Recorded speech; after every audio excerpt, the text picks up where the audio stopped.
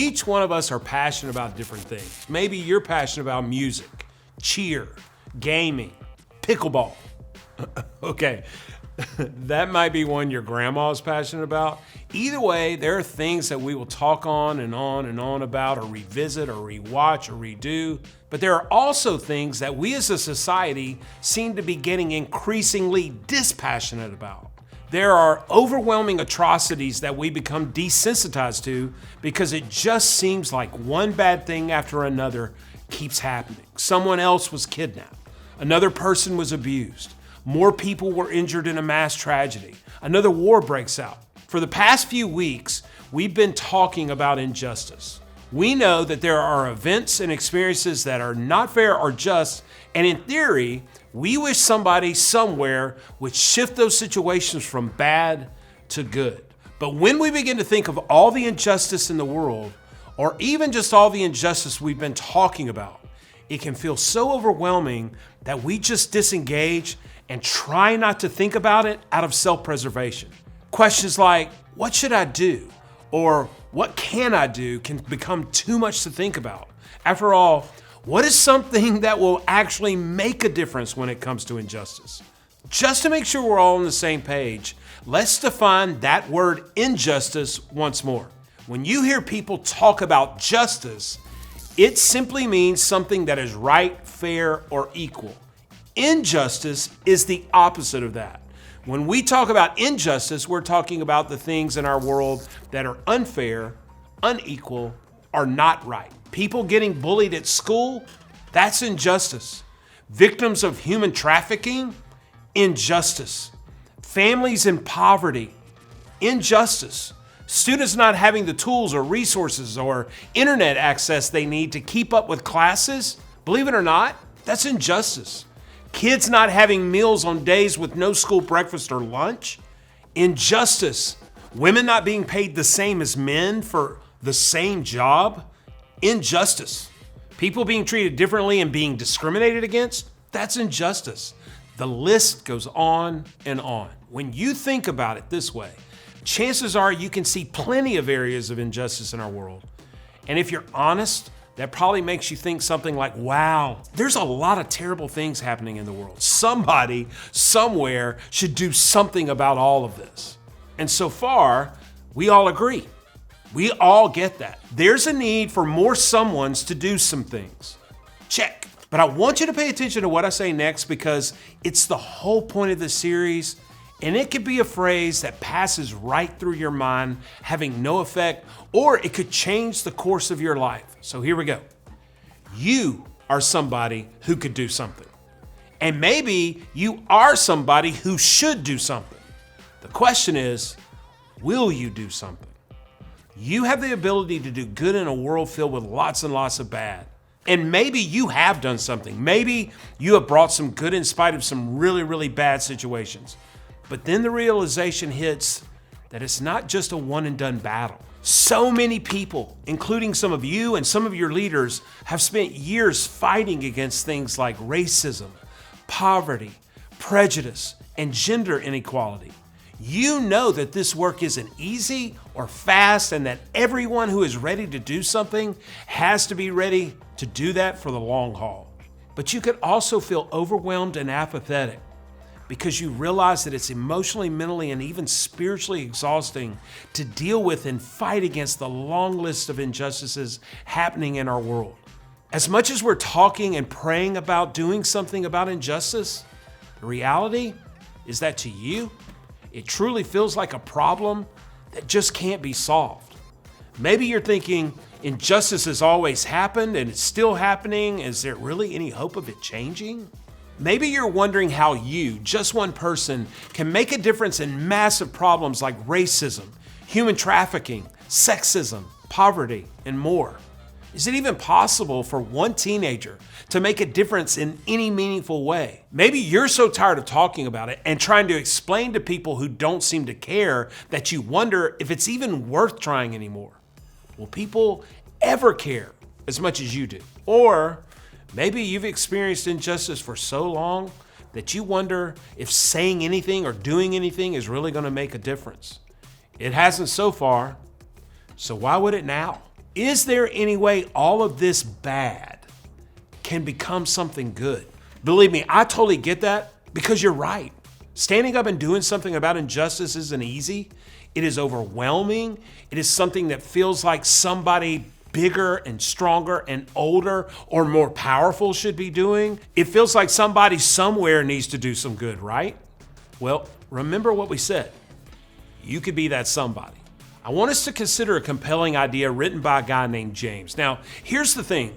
James was the brother of Jesus. Talk about the ultimate sibling rivalry. Can you imagine growing up in the same family as Jesus? Of course, it can't have helped that Jesus is literally God in human form. For those of you who have siblings, you probably feel James' pain. And just like you've never thought your brother is the Son of God, neither did James, while Jesus was alive, that is. But after Jesus died and was raised back to life, let's just say that when your brother rises from the dead, there is no more sibling rivalry and your entire life changes. That's literally what happened with James. After Jesus' resurrection, James was appointed the leader of the Jerusalem church by the apostles, and he remained a respected leader of this growing movement called the Way until his death around AD 62. History records that James was martyred for his faith in his brother that he once didn't believe in. Let that sink in for a second.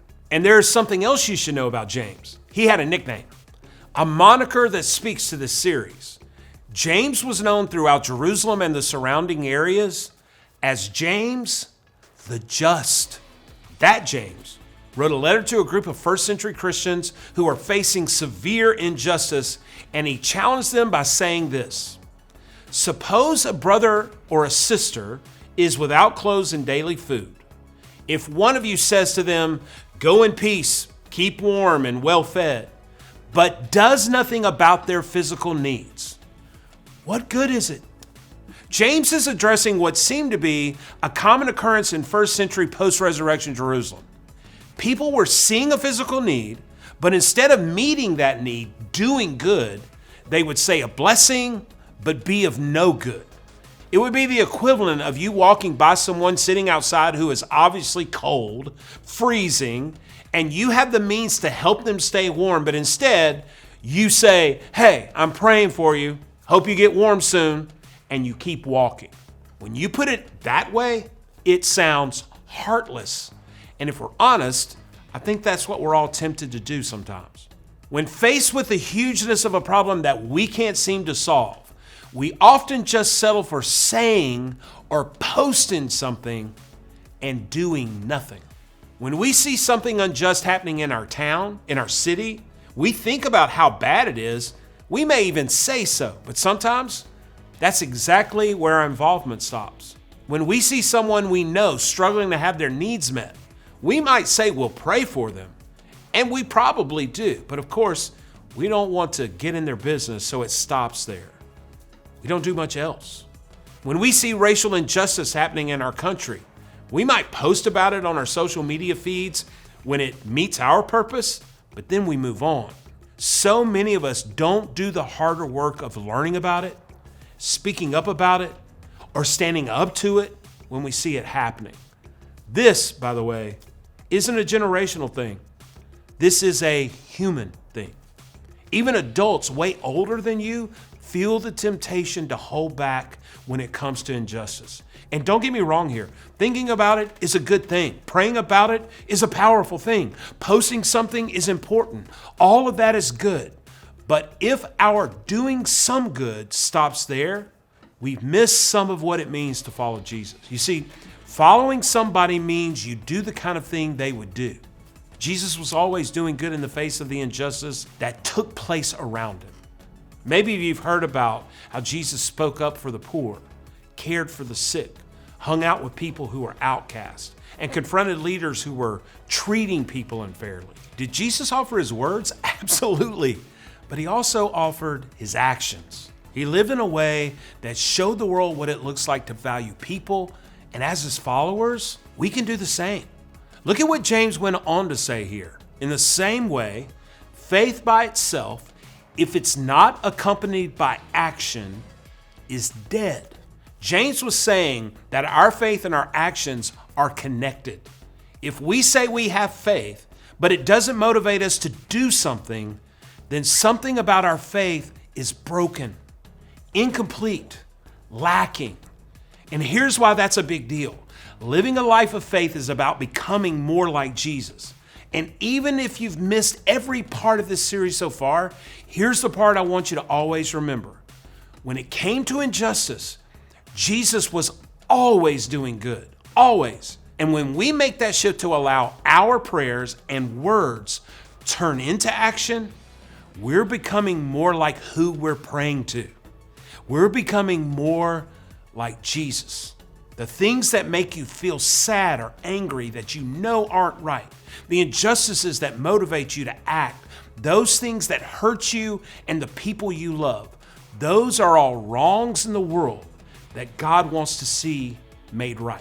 They are the bad we're called to shift into good. And not just tossing in some good here and sprinkling some good over there, and in a way where you can look back and say, that's good enough. We're called to more. Because good enough is never good enough, justice never stops. There's no line on a measuring cup that will tell us that the good we're doing now is good enough. There's not a finish line to doing good. When it comes to justice, it's an ongoing effort, a movement, a lifelong commitment. It may feel overwhelming, like our little actions won't have any impact on such giant problems, but small changes are still changes, and they're good changes in the right direction.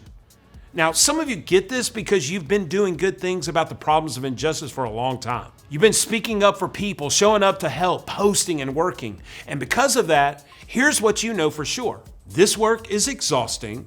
Doing something means you have the same conversations over and over. It means you don't show up one time, check the box and move on. You show up over and over and over, and that can feel exhausting. You may feel like you're fighting a losing battle, that every little thing you're doing, it just isn't working or adding up. You probably feel discouraged at times, wondering if this is a battle that it can even be won. Well, if that's you, I want you to hear from somebody else who met Jesus, who hung out with his followers, including James, and who spoke to people facing huge injustice. It's the Apostle Paul.